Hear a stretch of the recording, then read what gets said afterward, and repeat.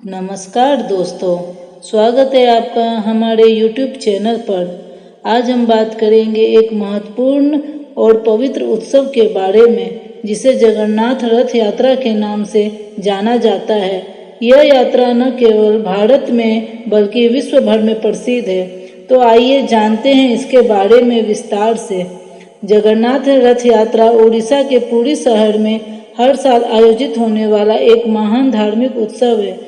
यह यात्रा भगवान जगन्नाथ, उनके भाई बलभद्र और बहन सुभद्रा के रथ पर यात्रा का प्रतीक है। इसे आषाढ़ महीने के शुक्ल पक्ष की द्वितीया तिथि को मनाया जाता है। इस बार यह यात्रा 7 जुलाई को निकाला जाएगा। रथ यात्रा के दिन भगवान जगन्नाथ, बलभद्र और सुभद्रा अपने विशाल और भव्य रथों पर विराजमान होते हैं। ये रथ गुंडीचा मंदिर तक जाते हैं, जो लगभग 3 किलोमीटर दूर है। हजारों भक्त इस यात्रा में शामिल होते हैं और रथों को खींचते हैं। यह माना जाता है कि रथ खींचने से मोक्ष की प्राप्ति होती है। इस पवित्र उत्सव के दौरान भक्त पूरे भक्ति भाव से भगवान की पूजा करते हैं, भजन गाते हैं और नृत्य करते हैं। यह उत्सव सिर्फ धार्मिक आस्था का ही प्रतीक नहीं, बल्कि एकता और सद्भावना का भी संदेश देता है। गुंडीचा मंदिर पहुंचने के बाद भगवान जगन्नाथ, बलभद्र और सुभद्रा यहाँ 9 दिनों तक विश्राम करते हैं। इस अवधि को गुंडीचा यात्रा कहा जाता है। इसके बाद देवताओं रथों पर वापस जगन्नाथ मंदिर लौटते हैं, जिसे बहुड़ा यात्रा कहा जाता है। जगन्नाथ यात्रा न केवल धार्मिक दृष्टि से महत्वपूर्ण है, बल्कि यह भारतीय संस्कृति और परंपरा का भी धरोहर भी है। यह उत्सव हर वर्ष लाखों पर्यटकों और श्रद्धालुओं को आकर्षित करता है, जिससे उड़ीसा की अर्थव्यवस्था को भी मजबूती मिलती है।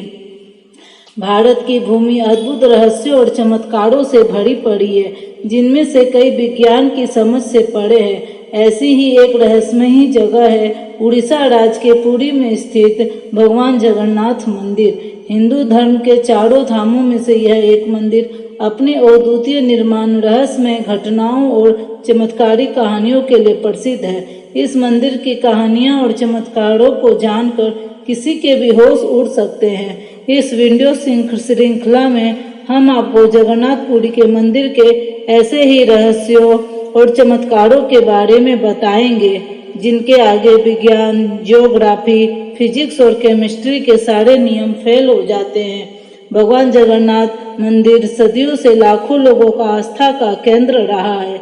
यहाँ हर साल लाखों श्रद्धालु दर्शन करने आते हैं और इस मंदिर की महिमा का हर मंदिर में जहाँ मूर्तियाँ मेटल या स्टोन से बनती है, वहीं जगन्नाथ मंदिर में भगवान की मूर्तियाँ लकड़ी से बनी हुई है। ऐसा क्यों, आइए बताती हूँ। सन 3102 बीसी में जाड़ा नाम के एक शिकारी ने शिकार करते हुए एक गलती से तीर श्री कृष्ण के पैर पर चला दिया, जिससे श्री कृष्ण की मृत्यु हो गई और जाड़ा ने श्री कृष्ण का देह संस्कार किया पूरे रीति रिवाजों के साथ। पर जब उनकी चिता शांत हुई तो जाड़ा ने देखा कि एक चमकने वाली मेटल की चीज अभी तक नहीं जली थी। जाड़ा को यह समझ में नहीं आया था कि यह है क्या, तो उसने उसे उठाया और उसे बेचने निकल गया, पर उसको खरीदना तो दूर किसी ने हाथ भी नहीं लगाया। फिर आखिरकार जाड़ा ने हार थक कर उस मेटल की चीज को एक लकड़ी पर रखा और उसे पानी में बहा दिया।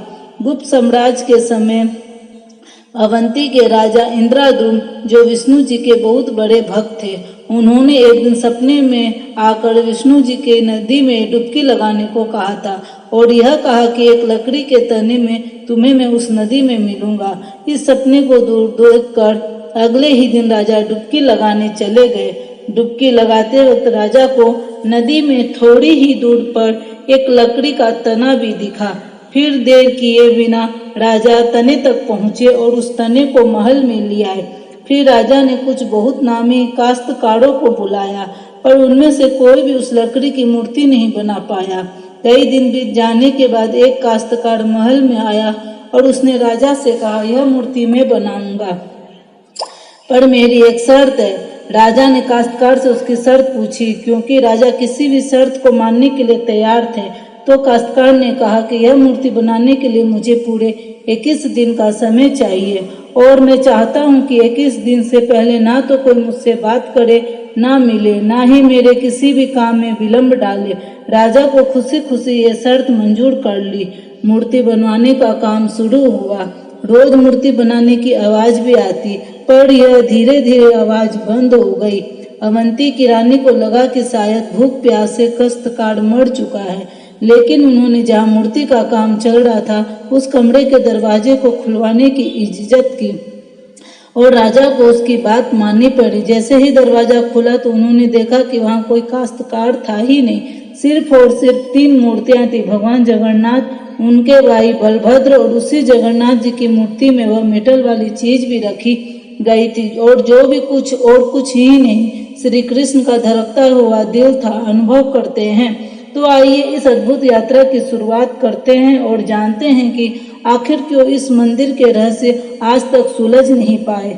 यह कोई नॉर्मल ह्यूमन हार्ट नहीं है, यह एशियंट एडवांस टेक्नोलॉजी का क्लियर सबूत है।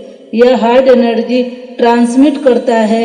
यही नहीं, यह हर 12 साल में एक बार भगवान की नई मूर्ति स्थापित की जाती है और भगवान के दिल को उस मूर्ति में शिफ्ट किया जाता है। यह इसलिए किया जाता है क्योंकि जो energy transmitting device, if we talk scientifically, उस मूर्ति में होता है, इसलिए उसे बदलने की जरूरत होती है।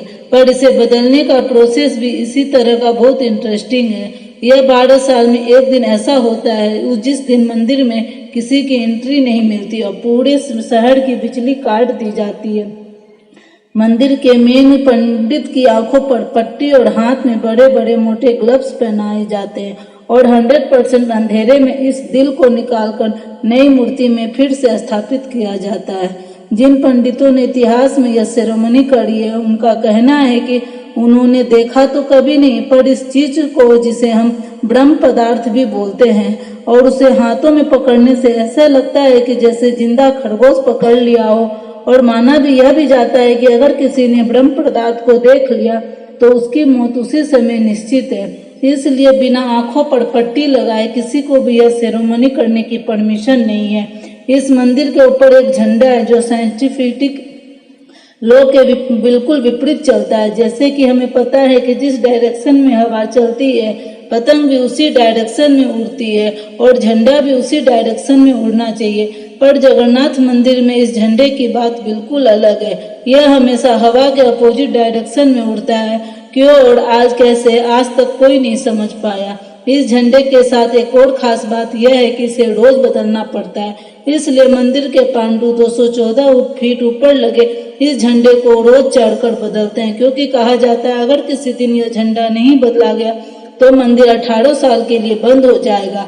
मंदिर में आए भक्तों के बीच रोज प्रसाद बांटा जाता है, उनके लिए वह प्रसाद बनाया जाता है, और जगन्नाथ मंदिर में होने वाली हर चीज में कहीं न कहीं भगवान की कोई न कोई लीला छुपी है। मंदिर में रोज 500 लोगों के लिए प्रसाद बनता है, और कभी कभी भक्तों की संख्या हजारों में चली जाती है। पर जगन्नाथ मंदिर में भक्तों की प्रसाद कभी कम नहीं होती। दिन भर मंदिर में प्रसाद बांटा जाता है, पर कहते हैं कि आज तक इस मंदिर में एक भी दाना प्रसाद ना कम पड़ा है, ना ही व्यर्थ गया है। पर ऐसा एस्टिमेशन इंसानों के लिए करना तो बहुत ही मुश्किल है, और बात यहीं खत्म नहीं होती। प्रसाद बांटने की मिस्ट्री तो यही है कि उससे बड़ी मिस्ट्री है प्रसाद बनाने की लकड़ी की आग की। उसका आग, लकड़ी के आग पर 7 मिट्टी के बर्तनों को एक के ऊपर एक रख के प्रसाद बनाया जाता है। साइंस ऑफ लॉजिस्ट कहते हैं कि सबसे पहले सबसे नीचे वाले बर्तन का प्रसाद पकना चाहिए, पर पुरी के जगन्नाथ मंदिर में साइंस ऑफ लॉजिस्ट नहीं, इन 7 बर्तनों में सबसे पहले ऊपर रखे जाने वाले बर्तन का प्रसाद पकता है, फिर उससे नीचे वाले बर्तन का, और ऐसे ही सबसे नीचे रखे बर्तन का प्रसाद सबसे आखिरी में पक कर तैयार हो जाता है। बनाया होगा, पर क्या आपको पता है 214 फीट के इस मंदिर की डोम की परछाई आज तक कभी बनी ही नहीं। जगन्नाथपुरी के टेम्पल के डोम्स की शेडो बनती ही नहीं है। सुदर्शन चक्र, यह नाम तो आपने सुना होगा। सुदर्शन चक्र भगवान विष्णु का अस्त्र, और यह अधर्म का विनाश करता है। जगन्नाथ मंदिर के टॉप पर एक सुदर्शन चक्र है और उसे आप जिस डायरेक्शन में देखोगे उसी फेसिंग आपकी तरफ होगी।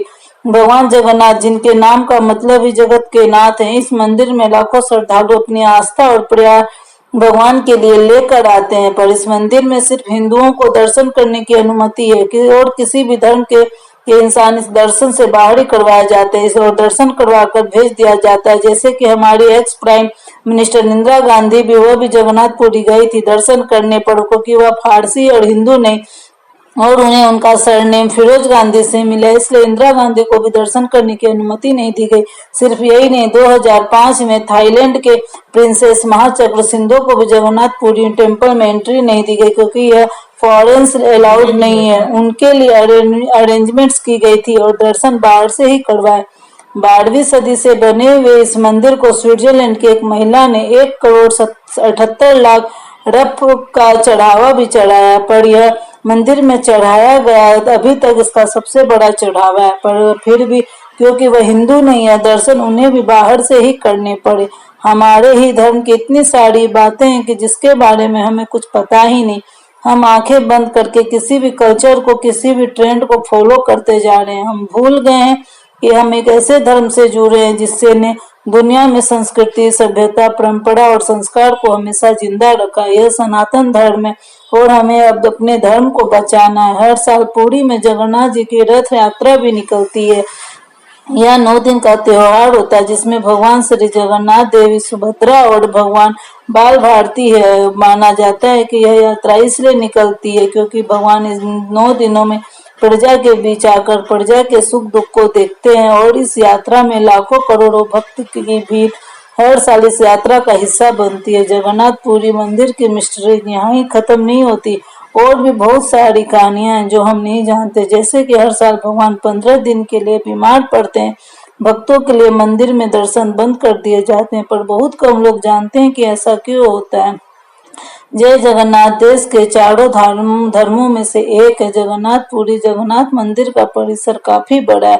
उसमें कई ऐसी जगह है जिसके दर्शन के बिना आपकी यात्रा अधूरी है। जानकारी के अभाव में कई तीर्थयात्री सिर्फ भगवान जगन्नाथ जी के दर्शन वापस कर लौट जाते हैं, क्योंकि मंदिर परिसर में कैमरा ले जाने की अनुमति नहीं है, इसलिए वहां के वीडियो अब उपलब्ध नहीं है।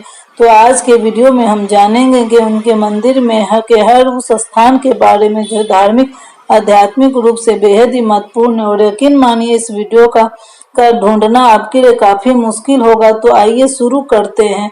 जगन्नाथपुरी के अंदर प्रवेश करने के लिए 4 दरवाजे बने। इसमें जिस दरवाजे में श्रद्धालु प्रवेश करते हैं वह है पूर्वी दरवाजा, जिसे सिंह द्वार भी कहा जाता है। सिंदूर में अंदर प्रवेश करने से पहले आपको बाहर दिखाई देगा अरुण स्तंभ। अरुण को भगवान सूर्य का वाहन माना गया। पहले यह स्तंभ कोणार्क के सूर्य मंदिर में था, जिसके बाद इसे यहाँ स्थापित कर दिया गया। सही द्वार अंदर जाते ही दाएं हाथ पर आपको दिखाई देंगे भगवान पतित पावन। कई बार व्यक्ति विभिन्न कारणों से मंदिर में प्रवेश नहीं कर पाता, तो वह बाहर से भगवान पतित पावन के दर्शन कर सकता है। अब इसके आगे कैमरा ले जाने की अनुमति नहीं है। सिंह द्वार के अंदर प्रवेश करते ही ठीक आपके सामने दिखाई देगी 22 सीढ़ियां।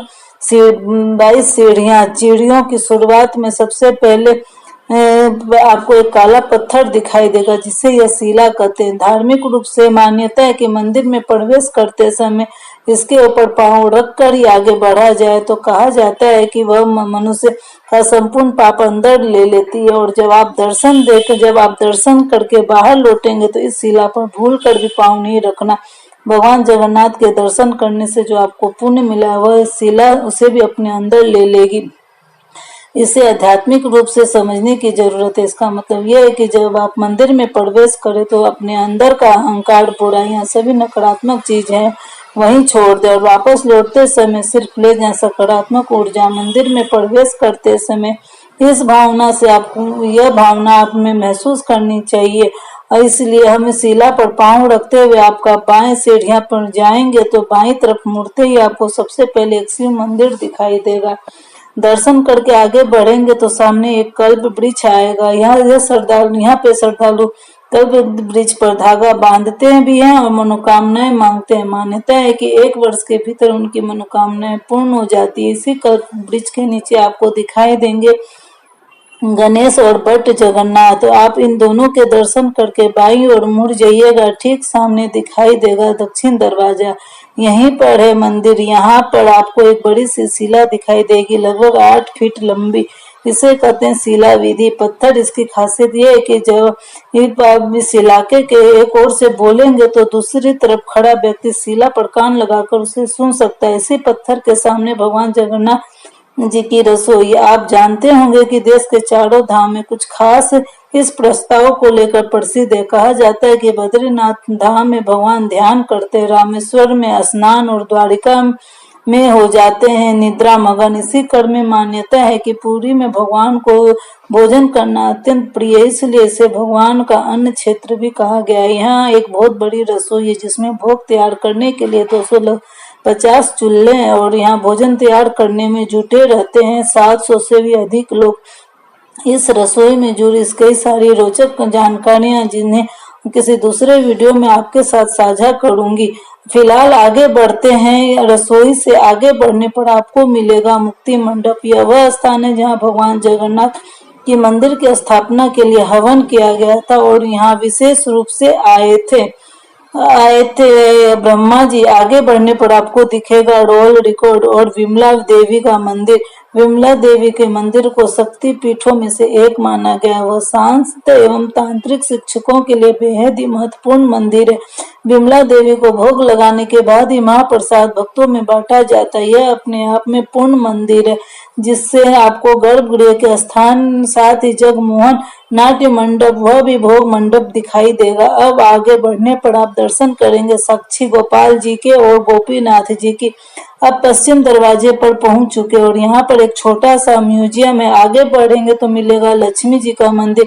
इस मंदिर की मान्यता है कि यहाँ कुछ देर आपको अवश्य बैठना चाहिए। कहा जाता है कि माँ लक्ष्मी श्री हरि की पत्नी है और हम सभी की माँ है, और तो ऐसे में माँ की गोद में कुछ देर बैठकर आशीर्वाद अवश्य लेना चाहिए। थोड़ा सा आगे बढ़ने पर आपको एक स्थान मिलेगा जहां से आप मंदिर का शेष का ध्वज और सुदर्शन चक्र आसानी से देख सकते हैं। नजदीक पर ही है उत्तरी दरवाजा। आगे बढ़ने पर आपको मिलेगा कुली बैकुंठ और आनंद बाजार।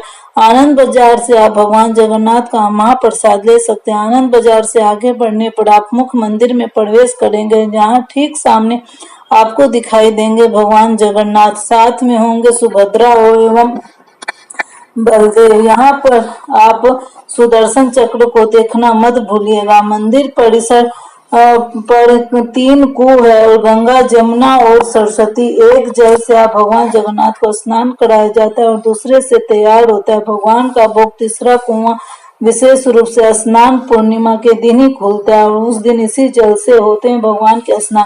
समुद्र के बेहद नजदीक होने के बावजूद भी इन सभी कुओं का जल बेहद ही मीठा है और अंत में आप उसी ही द्वार से बाहर निकलेंगे जिससे आपने प्रवेश किया। बाहर आने के बाद मंदिर की परिक्रमा कीजिए, साथ ही चारों दरवाजों को देखिए। पहला दरवाजा जिससे आप मंदिर के अंदर गए यह है पूर्वी दरबार जिससे आप दरवाजा भी कहते हैं। फिर आपको मिलेगा दक्षिण दरवाजा यानी घोड़ा दरवाजा, फिर पश्चिम दरवाजा यानी हाथी दरवाजा और अंत में उत्तरी दरवाजा यानी बाध दरवाजा। इन दरवाजों में आपसे घोड़ा, हाथी और बाकी आकृतियों को देख सकते हैं और आपके दर्शन पूर्ण हुए। एक बात का और विशेष ध्यान रखिएगा कि अगर आप पुरी की यात्रा पर जा रहे हैं तो इस वीडियो में दी गई जानकारी आप एक कागज पर नोट कर लीजिएगा। मंदिर परिसर में कौन सी जगह कहाँ पर है वो कि सभी कुछ याद रख पाना मुश्किल हो जाता है।